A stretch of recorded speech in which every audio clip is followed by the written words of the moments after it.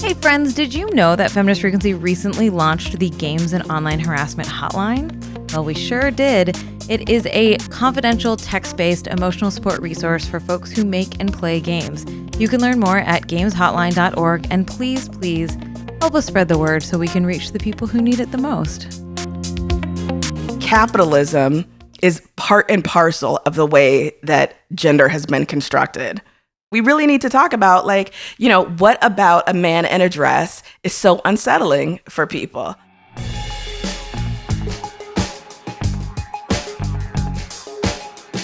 Welcome to Feminist Frequency Radio. This is the show that asks you to be critical of the media you love. I'm Anita Sarkeesian. That's what it says in the teleprompter, okay? That's what it says in the teleprompter. I don't know if I agree with it, but I have to read it. And I'm joined today by two women who are on hold with PlayStation 5 customer service, Ebony Adams and the real Anita Sarkeesian. Hello. I love being on hold with customer service. Mm-hmm. Yeah. It's my favorite. I love wanting a PlayStation 5. Do you love wanting one, or do you love having one if you had it? Well, if that didn't work at all. Yeah. Sorry. First, by the way, this week we're going to be talking about entertainment and pop culture news. So stay with us.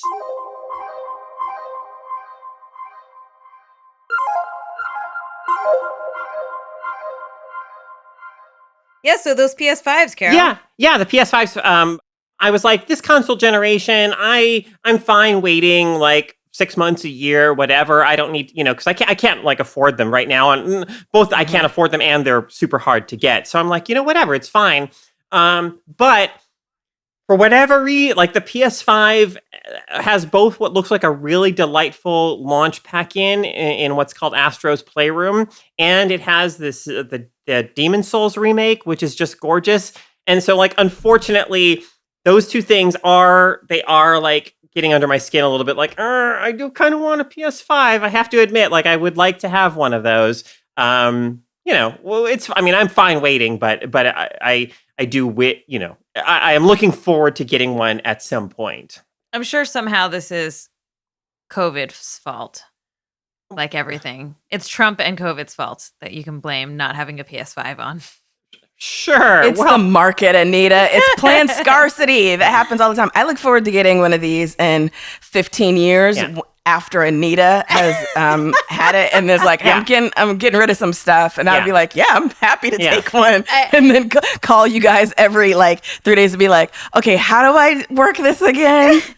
Yes, that is exactly That's what happened with the PS4.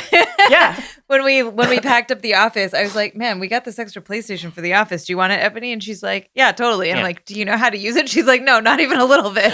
No, but then I was really happy to have it because I played a lot of Donut County. It was great. In fact, I should get back into that. And I also loved Life is Strange, being able to play that and talk about it with Caro. So that's right. There was an unfinished Swan. So I did play some stuff. Like, I don't only use it to watch HBO Max. Yeah. But that is the main thing I use it for.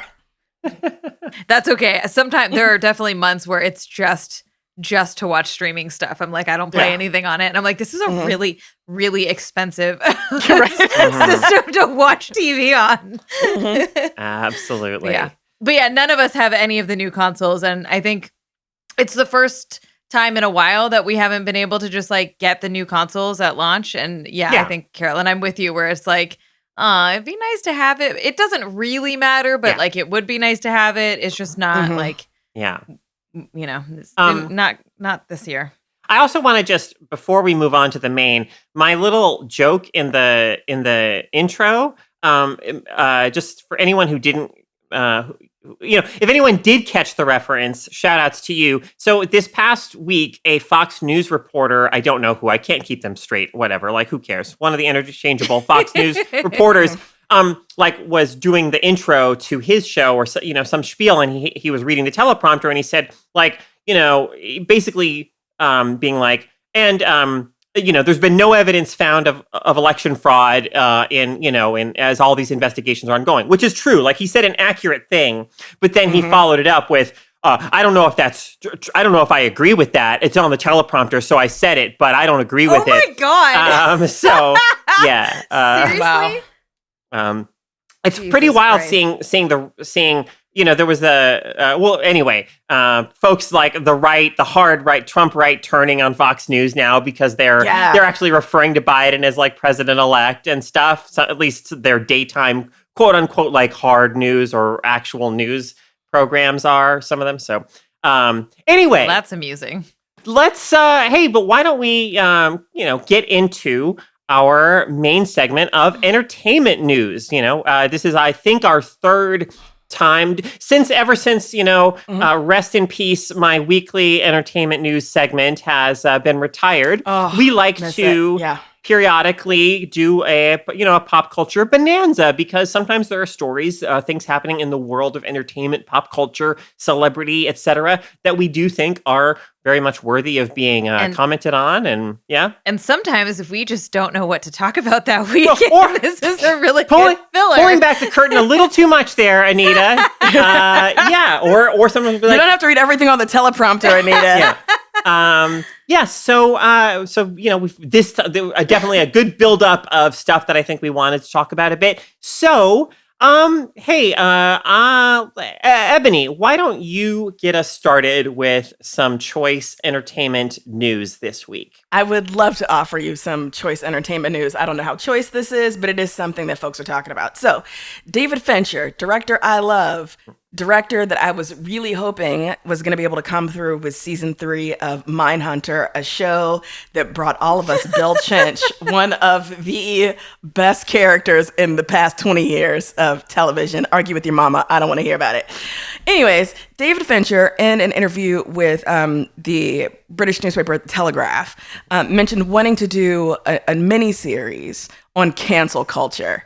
And if you, like me, hear that term or read that term and it's like nails on a chalkboard, but you held out hope for a minute that perhaps what thoughtful, contemplative, talented David Fincher was going to do, don't put your mind at ease, because it's precisely the kind of like tired retread that you would expect when people deploy a term like cancel culture. So I want to, read one of the quotes from it, which is when Fincher talks about like what drew him to this topic and why he wants to do a miniseries about it. He says, quote, "At its heart, it's about how we in modern society measure an apology. If you give a truly heartfelt apology and no one believes it, did you even apologize at all? But it's a troubling idea, but we live in troubling times," end quote. I'm just like, this Ebony. this makes me sad, but also so angry. For the purposes of this commentary, I'm going to use the term victim here. Your apology needs to be victim-centered, by which I mean that if you are truly concerned with having hurt someone or done something inappropriate or illegal or unethical or whatever, and you truly care about the impact on people that you have hurt, you have to understand that they are under no obligation to forgive you or move past it. They are autonomous beings and they do not owe you forgiveness. And this is something that, white men in particular seem to have an impossible time understanding. The notion that, I feel I've done something bad. I've been called to account, to whatever extent on it. I have issued an apology. I want now the conversation to be over. I don't want to feel bad anymore. I don't want people to talk about it anymore. I don't want to experience any consequences because I have done what I believe I've been told to do, which is issue an apology. And it can be well-crafted, it can be not well-crafted, but simply the fact of making an apology and feeling bad for so many people seems to be what they want to be. They want it to be further transactional. And so now the account is balanced. Now the ledger has been wiped clean. So why are you still making me feel bad about these things? When he says, if you give a truly heartfelt apology and no one believes it, believes what? Believes that you made the apology? That's not an issue here. Believes that you feel sorry? Again, that's not an issue here. No one owes you forgiveness. And also no one owes you a living. If you've done something that means you should be fired, guy who's been wanking off on work calls, no one should be, no one offers you a slot on their comedy, stage, Louis C.K. Like this refusal to cede even a micro dot of esteem is truly pathological. It's pathological to me, this obsession with cancel culture. And also, can we just talk about the fact that all of these people talk about how worrying cancel culture is? I have yet to see someone who's been truly canceled. Right. I mean, cancel culture continues to be a way for the powerful to frame the relatively powerless and the marginalized as like the real kind of tyrants, right? I mean, when we as trans people, for instance, and I'm gonna talk a bit about J.K. Rowling in a bit, but just when we as trans people, for instance, rail against her for spreading and giving a huge platform and legitimizing transphobic views that make the world far more dangerous and legitimize violence against us, hatred of us, and so on. Like we are like the tyrants for wanting for like quote unquote canceling her, even though what does that mean? She's still a billionaire. She still publishes her super transphobic mystery novels. She's like, look, there is no way in which she has been like really legitimately materially harmed by the criticism. But like we the marginalized are perpetually supposed to continue living under the conditions that oppress us, that marginalize us, that endanger us, and whenever we like push back, speak out against individual powerful figures, celebrities, writers with big platforms, etc., who spread ideas that are dangerous and harmful towards us, or who act in ways that are just completely inappropriate or unacceptable, we become the tyrants, the oppressors, because because our the status quo must always sort of center the powerful as like those who are their attitudes, their perspectives, their prejudices as like legitimate and valid, and to call them out, to criticize, to condemn them is the true act of tyranny. It's utterly absurd.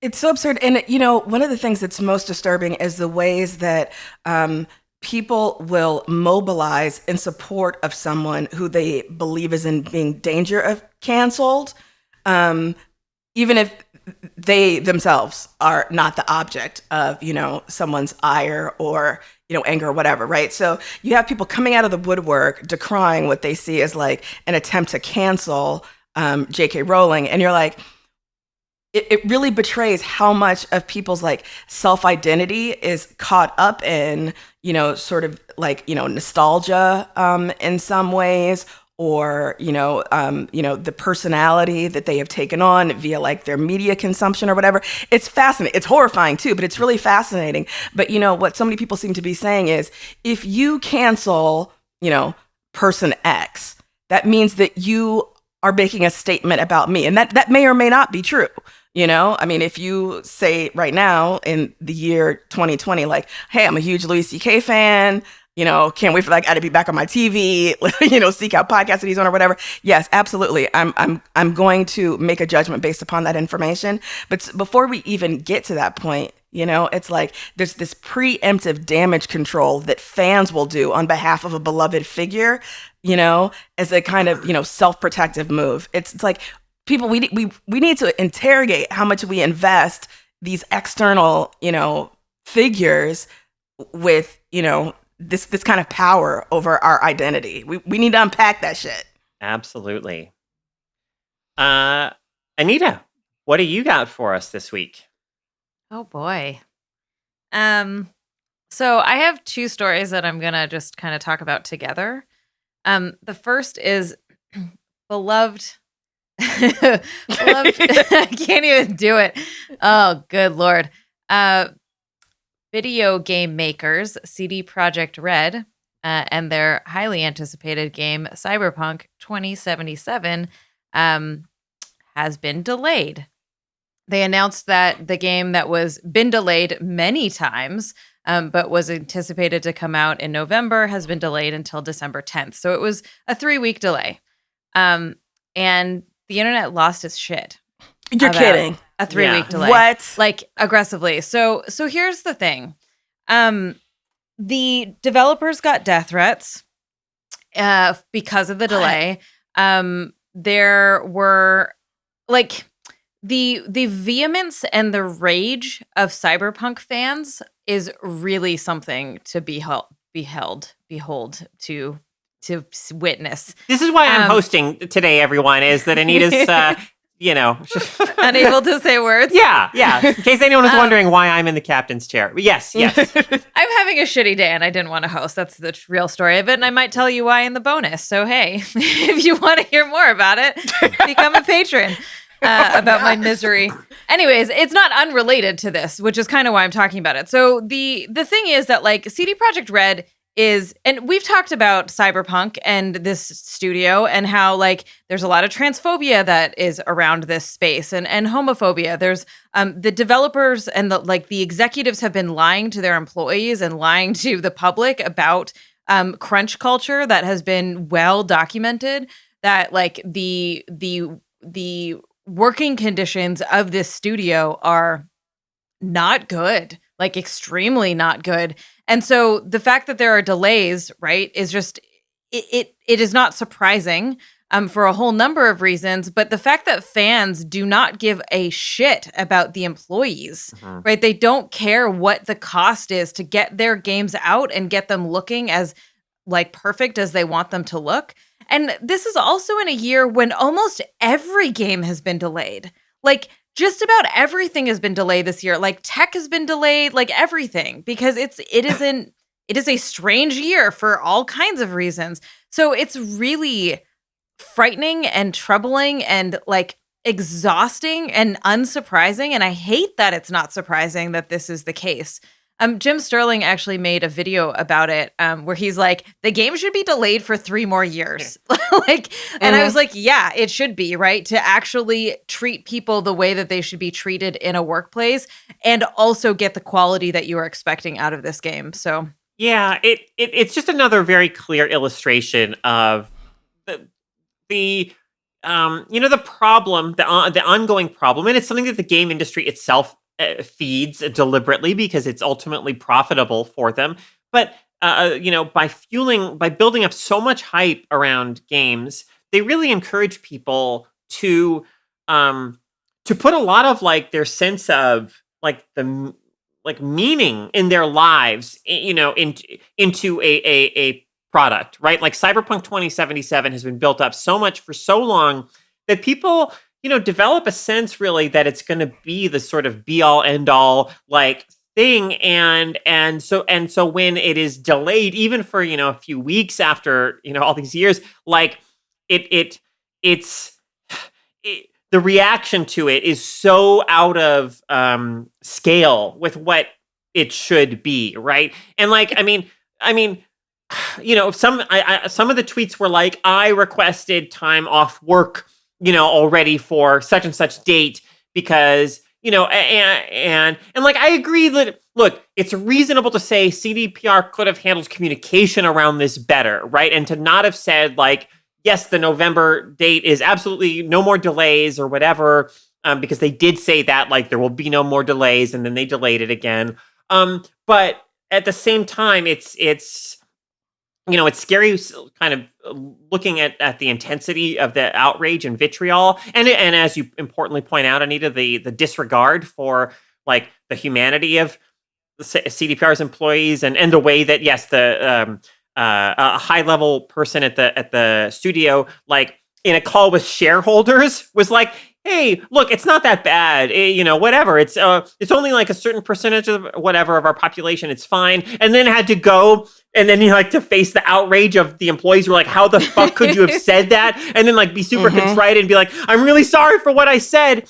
But like this need for studios to downplay how awful crunch is and to, this is, God, it's so awful on so many levels. And I'm so glad that it's getting more attention now, but we obviously, like the labor movement in games and everything, we have so much more work to do.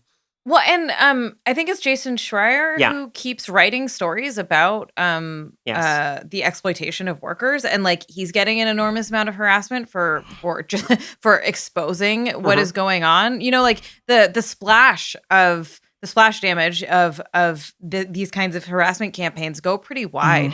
I think that there is something to be said about what you're bringing up, Carolyn, about how like these games are so hotly anticipated, right? And like Last of Us 2 is another example of this, where identities are wrapped up in these games that haven't even been released, right? Like the film world isn't quite the same, right? Like where you can anticipate a movie's release, but the hype around the movie comes out when people start seeing the movie and assessing whether not across the board, but like in games they're hyping these games for years, and you might get like teeny tiny little very marketable pieces of the game, and somehow you're like willing to throw down, like give up your firstborn child for this fucking game when you've never even played it or have any kind of ownership over it. It is so bizarre. It is such a strange thing to explain to people who aren't in games, like not even explaining the harassment and the entitlement, but just the sheer like obsession with something that you've never fucking played, right? Like, I would almost understand it if it's like, if it is a game you played and found, it really spoke to you or it really like meant something to you or what have you. But that's not the case with this. And I get that just one last thing. Go ahead. I get that CD Projekt Red is, like whatever, you can say whatever you want about The Witcher, but like I recognize that it is a celebrated game and that it's like a very well done and people really love it, right? That like this is a studio that people put a lot of clout into, right? And a lot of anticipation. So that's part of it as well, but that's not enough to justify this kind of reaction. Last thing I'm going to say about this, and then you can go, is that I hope Keanu Reeves feels real fucking bad for being in this game. Wow. Shots fired. Throwing the gauntlet down. Come on. I was just gonna say to push back a little bit on the film comment you made. It is different within the world of film, but I do wonder what the reaction would have been if one of the like big tentpole Marvel movies had been delayed. Or like one of the Star Wars. I think those are probably the things that that have the same kind of like anticipation factor. That gets built up over a course of years and like just really hardcore gamers. But of course, with film, like the multi-billion-dollar film industry, which is not to say it's bigger than games, because it ain't. Games, whoo boy, brings in lots of money.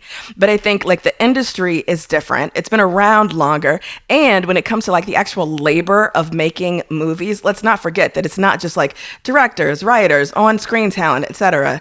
There are thousands of below the line people, and a lot of those people are in unions. So when it comes to like actual working conditions, like there are rules and procedures set up in place. It would be interesting to think about, and I'm sure very smart people have written about like the actual business of creating within the film industry versus the gaming industry. Yeah, I mean I'm not at all in my statement about to imply that the film industry hasn't created a culture of entitlement. I'm just putting that aside for a second. The video game industry 100% very clearly created a culture of entitlement. Like documentable, like very clear. And not only that, is that the way that we interact with games, and so building this culture of entitlement and then putting players in the seat of you are the most important person in the world, like these incredible power fantasies where you save the world, you get the chick, all of this shit. And so years and years and years of that have led to this, right? Yeah. Have led exactly to this moment. And that kind of leads me into my next story, which I don't know, Carolyn, if you want to say something more about Cyberpunk before I go into it. No, I think we should. No, please.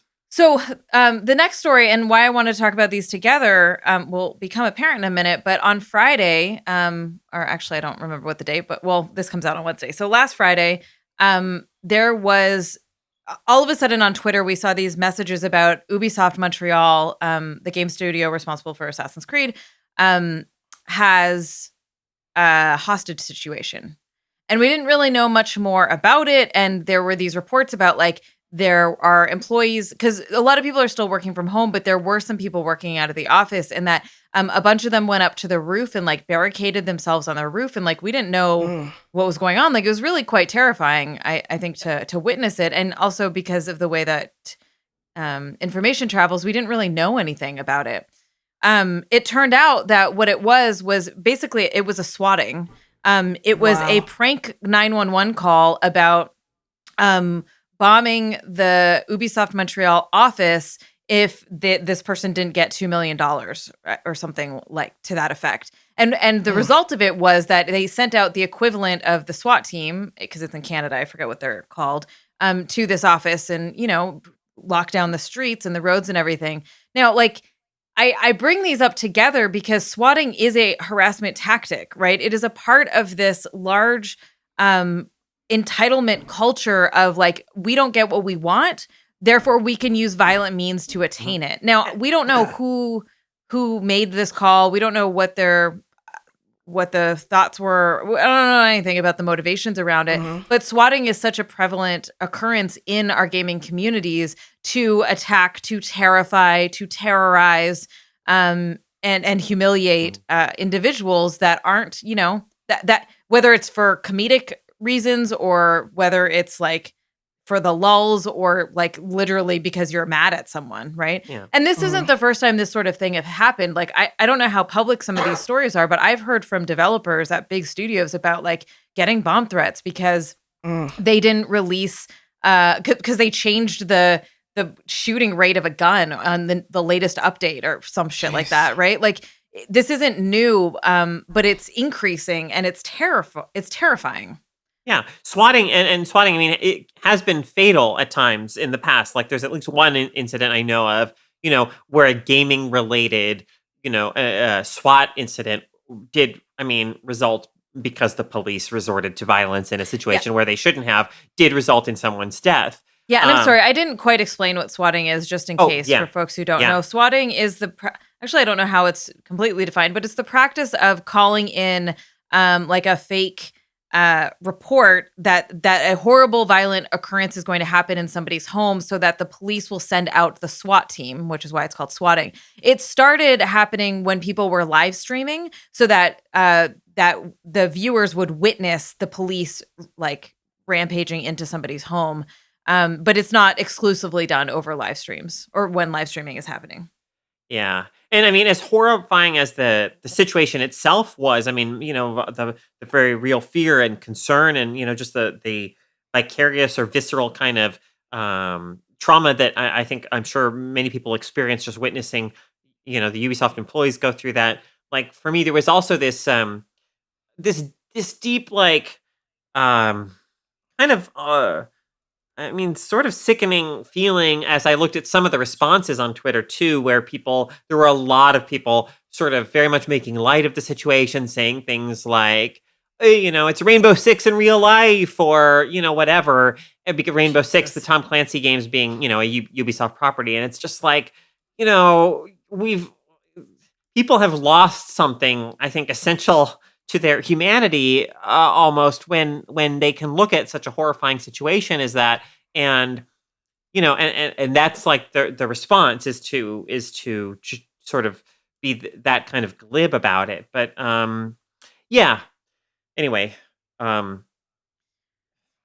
internet is trash and should never have been invented. Is my conclusion. Jeez. All right. Do we have any good entertainment news this week? I don't think we did. I guess you have. I should have gotten one. Your one is like half of one, right? It goes wrong, but it starts good. Yeah, it starts good. Yeah. Well, let me squeeze one of mine in here first before we get to Ebony's next story. Mine is not good, unfortunately. In fact, this was truly this actually truly made me sad to witness. So the acclaimed writer and feminist, writer, speaker, thinker, Chimimanda Ngozi Adichie stated in an interview, I believe, with The Guardian, that a recent very transphobic essay by J.K. Rowling it was perfectly reasonable. So let me set the stage here a little bit. This is an essay. The essay of J.K. Rowling's is an essay in which she conflates sort of being trans with being mentally ill. She uses arguments like the argument that trans men are only trans because of the quote allure of escaping womanhood, which doesn't in any way like, okay, so then how do you explain trans women? Like, I mean, if if being trans is about like social capital, I mean, that's just such an immediately sort of disprovable and like absurd kind of argument. And J.K. Rowling's essay, which again, her, as I alluded to earlier, being transphobic and the way that she proclaims her transphobic ideas does a great deal of damage. It lends a great deal of legitimacy to transphobic movements and attitudes. And so Adichi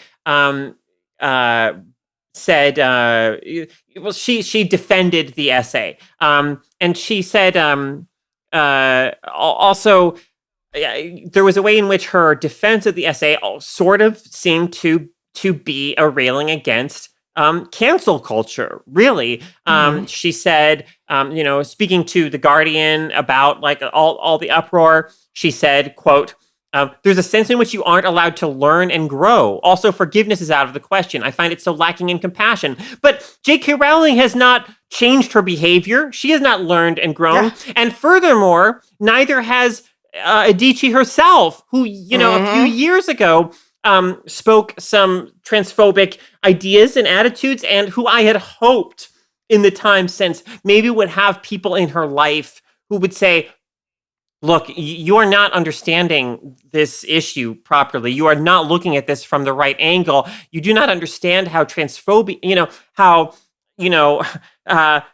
transphobia, it supports patriarchy. It does not, but no, clearly that hasn't happened at all. And she continues to believe and to vocally support the voicing and the spreading of deeply transphobic ideas and attitudes. And, as somebody who like admires her as a writer who really loved her slim volume, We Should All Be Feminists, and, thought that could be such a kind of formative and eye-opening way for like young people to get into feminism. It's really, really heartbreaking it's a heartbreaking reminder of what we as trans people are up against. Yeah.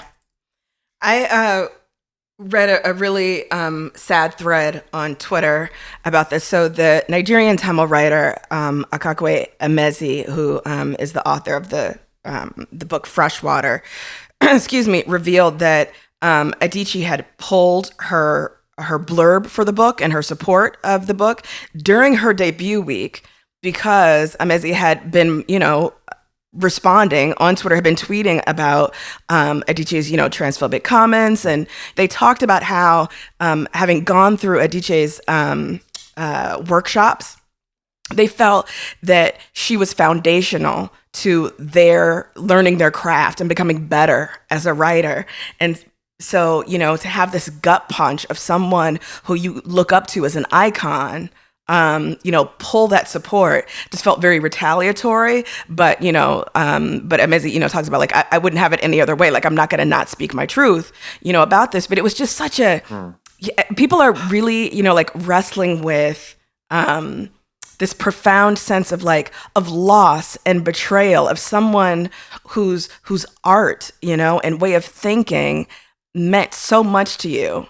And then to realize that this person who, had revealed some, kind of shifty thinking before, that you had hoped that they had spent, the intervening years learning and growing, is in fact digging in, and that they have the kind of stature in the industry that it can make or break a young writer's career to come out vocally against someone like Adichi, right? So, Emezi had to talk about how they had to, this was something they had to wrestle with. It was profoundly sad. And then you think about this is the true cancel culture is, young people, young writers, all of the people whose voices are silenced. Not that happened to Emezi. Her book is doing amazingly well. But what about all of the people who have been silenced, by these people and their bad acts? Do we spare no compassion for them? But no, I have to give a shit about J.K. Rowling, who should be on... Homie, you have over $1 billion. If I had 1/10 of 100% of that kind of money, y'all would never hear from me again, peasants. Yeah. I would not have an opinion I would share in the public realm. Like, what are you doing? Yeah, there's one quote from Adichi's interview, is particularly, I think, eye-opening for me. She says, quote, again, J.K. Rowling is a woman who is progressive, who clearly stands for and believes in diversity. And that's just like, so our humanity as trans people and our validity as trans people is so dismissible. Like, you can be progressive, you can be, it doesn't matter what attitudes you hold about trans people, you can still be considered progressive, which to me is just like, it's so, like, no, I mean, but like accepting that trans, that trans women are women, that trans men are men, that non-binary people are valid, that, the trans rights are human rights. All of these things should be like absolutely essential to being considered progressive. But clearly we're not there yet. And people like Adichi aren't helping and J.K. Rowling. And again, this is again one of those situations, those cancel culture situations where it's us who protest, who say, who protest in favor of our own humanity and say, you're dehumanizing us, you're belittling us, you're dismissing us. We are the framed here as the tyrants, as the silencers, as the oppressors, when we're being killed, we're dying as a result of direct violence, of employment discrimination, housing discrimination, economic discrimination, you name it. So absolutely a devastating situation. What kind of like just messed up Martian brain math do you have to use to imagine that we live in a world in which trans people have so much social capital that people are making this decision because of like what? All of the money that will accrue, all of the like social stature that they will gain from it, like the ease, which like it makes it's farcical. What are you thinking? Well, let's move on to our last story of the entertainment news segment. Ebony, shine at least a little bit of light into this pit of darkness that we have been circling around for the past half hour. What else you got for us? I'll tell you what I got for you. Anita's boyfriend, Harry Styles. They keep it on the DL, but I'm revealing it here. Anyways, Harry Styles. I have no opinions on Harry Styles, just for the record. What? Girl, quit lying. Late of boy band One Direction. Anyways, the dude's had a solo career for a while now. He is charming. He is just a little, like, smart little, like, fashion forward, gnome of like, I don't know, just metrosexual goodness. People even say metrosexual anymore? I'm old. Anyway. Wow. So, listen. I don't think so, Ebony. I'm pretty sure they don't. So anyways, Mr. Harry Styles is gracing the December issue of Vogue magazine. He is, I believe, the first man to do so, and he is wearing a couture gown. There's a photo shoot within the pages of the magazine where he is wearing other dresses. He looks fantastic. I mean, and Harry Styles, if you don't know him, is someone who has always taken lots of fashion risks. He is very creative, not at all staid or traditional in his approach to dressing. And he's someone who clearly considers it fun. So in response to this Vogue cover reveal, Candace Owens, who is just the most whack, tired, retread, what are you doing, baby girl? Please, Black conservative pundit. I hate to even give her that title, pundit. She didn't even deserve that. But anyways, one of these like Black conservatives who tries to pull people away, Black and brown people away from the Democratic Party to serve new masters in the GOP because the Democrats are the real racists, which. I mean, anyway, which is not to say that the Democrats don't have a lot of shit we need to work on, but anyways, she's trash. So anyways, in response to this Vogue cover story, Candace Owens tweeted, "There is no society that can survive without strong men. The East knows this." No, Anita, it gets so good. I can't with this shit. The East knows this. In the West, The steady feminization of our men at the same time that Marxism is being taught to our children is not a coincidence. It is an outright attack. Bring back manly men. There's a lot to unpack here. There's a lot to unpack here. So one, Candace Owens is a Black woman, right? And who has been a fairly occasionally useful tool of, white supremacy, via her alt-right talking points that she's eager to parrot. But I want to talk about this. So in her mind, and in the mind of people like Ben Shapiro, there is something fundamentally wrong with a version of masculinity that does not look the way they believe that it looked in the past. And they're talking specifically about like a very American-centric kind of past, a very middle class and upper kind of past, a very white kind of past. And so any deviation from that perceived norm is incredibly unsettling to them. And you wanna ask, like, what is it that you believe that we are missing out on if men are, in fact, free to cry in public, free to eat salads, free to wear dresses if they want? Like, what is it that you believe is happening? Like, what are we actually missing out on? And it's very telling, that in the mind of Candace Owens and people like her, it's tied to what she calls, like Marxism being taught to children.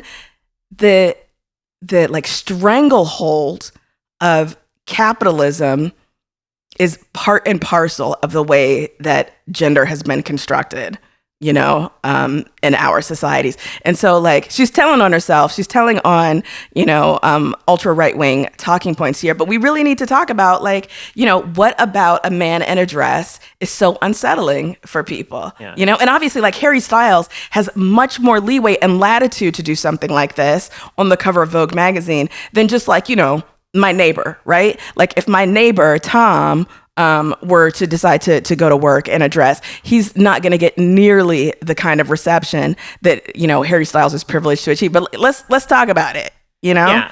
And I mean, the idea that also that this is something new, I mean, look at the history, of David Bowie. David Bowie is trending on Twitter right now because so many people are like, like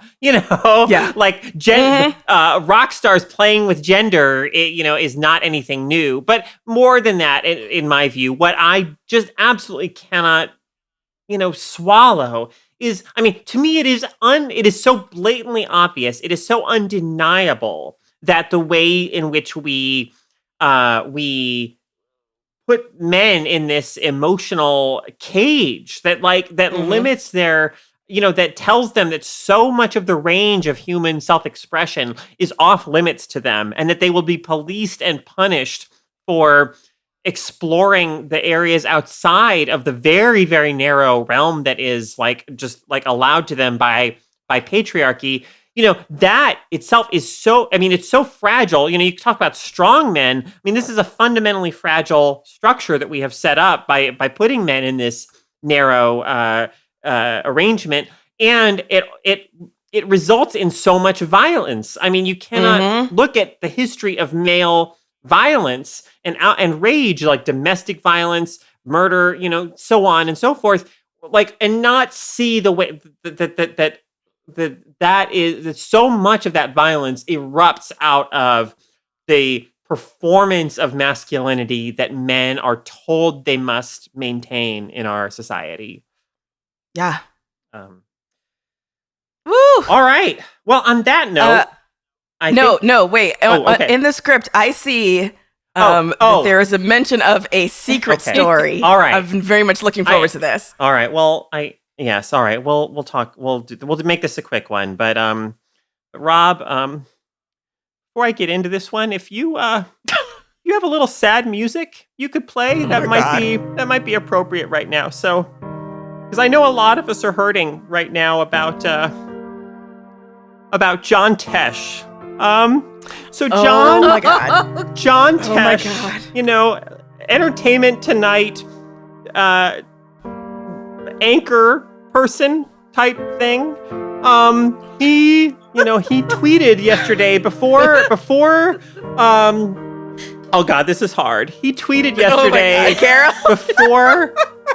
before deleting his Twitter account he tweeted, and I quote, "Meet me over at parlor.com and say goodbye to viciousness and censorship." And I just feel like we have lost our way as a society if John Tesh feels he has to retreat into a far-right, conservative, safe space. I mean, listen, he made a cameo as a Klingon in an episode of Star Trek The Next Generation. Did he not understand the core concepts of that series, of Gene Roddenberry's vision? John Tesh, how could you be a Trump supporter? I don't understand, but I'm sorry that you were victimized here on Twitter, and I hope you find the safe space that you are looking for on parlor.com. I can't believe you almost didn't do that. Me too.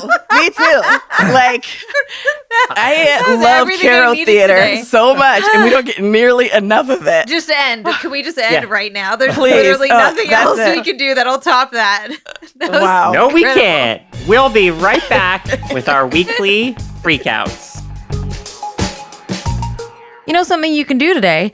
You can head over to patreon.com/femfreak and become one of our patrons. That's right. If you back this podcast, not only are you helping us keep it on the air and keep feminist critical media criticism alive, but you also get loads of fun perks like early access to podcast episodes, very special bonus episodes, merch discounts. What else you got? We even let our patrons help us decide on new episodes and upcoming topics. So go ahead and check that out. Patreon.com/femfreak. What's your freak out? Now it's time to talk about what's been thrilling us, moving us, upsetting us, or infuriating us this past week. Ebony, what do you got for us? Okay, so I am delighted about this, y'all. There is a new film on Netflix called Jingle Jangle. It's available now. It is a holiday film, which will surprise no one based upon the name. So if it's too early for you to be like moonwalking into Christmas holiday celebrations, that's fine. But when it's your time, please watch this movie. It is so cute. It is adorable. And it is also gorgeous. It's a family film. So, this is not some like, dark, gritty. It's not Scandi Noir, which is all I watch, but it is the story of a genius toy inventor played by the amazing Forrest Whitaker, who, after being betrayed by his apprentice, the loses nefarious his family. Keegan-Michael Key. The nefarious, and who is so good, just so deliciously wicked in this movie. But so, he spends the next, several decades not inventing. He has lost essentially his entire family, but his life turns around when he is acquainted with his granddaughter, Journey. The film is beautiful. It is absolutely beautiful.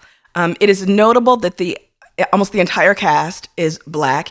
It is set in this like sort of candy-colored steampunk infusion of a Victorian England that is peopled almost entirely by Black people. Just amazing costumes that owe much to like, African fabrics and, traditional Black hairstyles. The music is amazing. The dancing is amazing. It will not surprise you to learn that this film, originally was conceived of as a Broadway musical, but it is so sweet. It is fun. It is funny.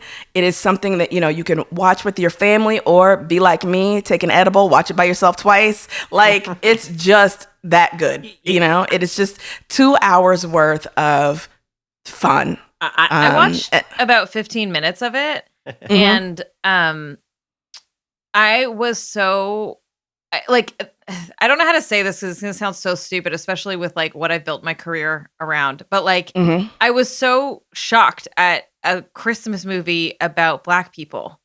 Like, you should be. You should be. It was like, I knew that's what it was when I went into it, but there was something so like, holy shit, I've never seen this before. Like, I've never seen like these happy, lovely children, this beautiful environment, the the hopes and dreams and genius and excitement of Christmas and it being based around Black folks. And it like, I knew what it was going into it. And I still was like, holy shit, this is big. Yeah, I mean, you know that I have a shriveled up raisin heart, so I don't normally do whimsy. But this film, like, Black people deserve whimsy. We deserve lightness. We deserve magic. So the filmmakers, David Talbert and his wife, is the writer, director of the film. His wife, Lynn Sisson Talbert, produced the film. And they talked about how they grew up watching things like Chitty Chitty Bang Bang or Willy Wonka and the Chocolate Factory, and how these films, these kind of like magical stories, which were bread and butter to them, partly because of time, you know, but also because children today, young people today, and justifiably so, have less patience for non-representational art, you know? So they talk about how their young son, you know, like David Talbert talks about how, you know, he tried to get his son to watch Chitty Chitty Bang Bang and was just like, he wasn't into it because, like, you know, it's a cool story and all, but there's no one that looks like him in this. And so they wanted to make a film in which their young son could see a little Black boy fly, you know, and just like making magic available to everyone. It's a fun movie to watch. If you're looking for something to just sit back and enjoy, like I said, the music is great. The dancing is great. It is, and truly the animation in the film is exquisite. It is absolutely exquisite. I don't even know if it's like stop motion. It's just watch it. Yeah.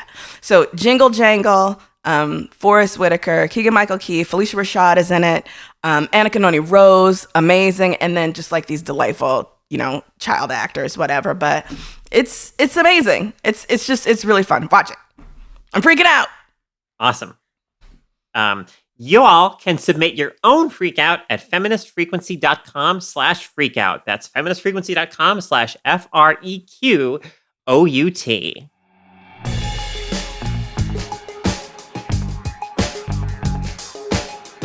Thanks so much for listening to Feminist Frequency Radio. Next week, we're going to be talking about some of the films from Native American filmmakers at the LA Skins Film Fest. You can check out the whole festival lineup taking place digitally from November 18th through the 22nd at laskinsfest.com. Stay tuned for the Freakin' After Party, only available to backers of this podcast, which you can be. Learn more at patreon.com/femfreak. You can find us everywhere great podcasts are found. If you haven't yet, go to iTunes and subscribe, rate, and review us. You can follow us on Twitter, Instagram, and all the social medias at FemFreak. The show is engineered by Rob Pera. Carrie Stimson provides technical support, artwork by Jamie Varon, and our intro music is by Phil Circus. Thanks for listening, everyone. Bye. Peace. Wow. Leave that pause in there, Rob. I forgot. I'm not usually the one on the other side of these things. I'm usually the one sitting there being like, come on, say bye. Right.